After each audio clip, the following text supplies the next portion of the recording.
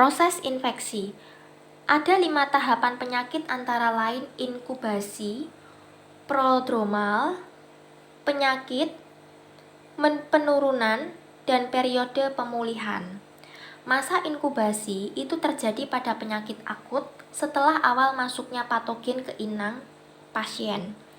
Nah, selama proses ini, patogen mulai berkembang biak di host.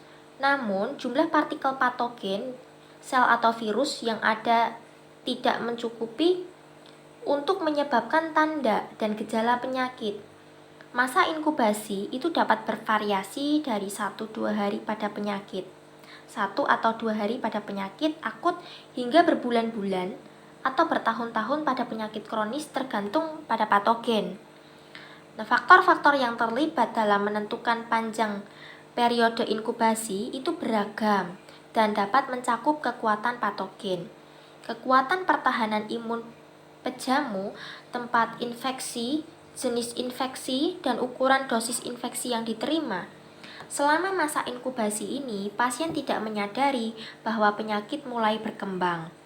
Periode prodromal terjadi setelah masa inkubasi.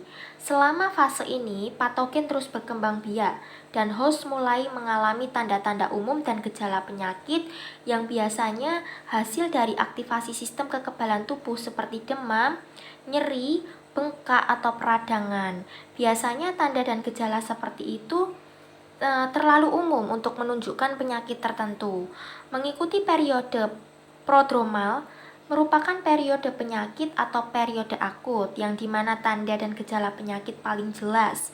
Periode akut menandai fase perbanyakan cepat patogen dengan pertumbuhan eksponensial dan puncak pada populasi.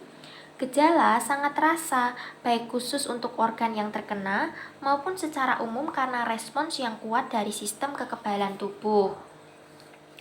Periode penyakit diikuti oleh periode penurunan, di mana jumlah partikel patogen mulai berkurang dan tanda-tanda dan gejala penyakit mulai menurun.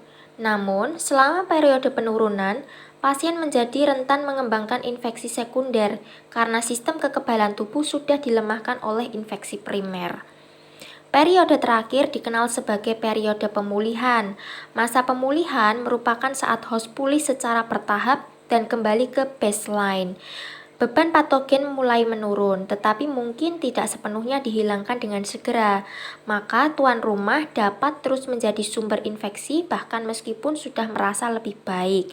Bahkan beberapa penyakit dapat menyebabkan kerusakan permanen yang tidak dapat sepenuhnya diperbaiki oleh tubuh.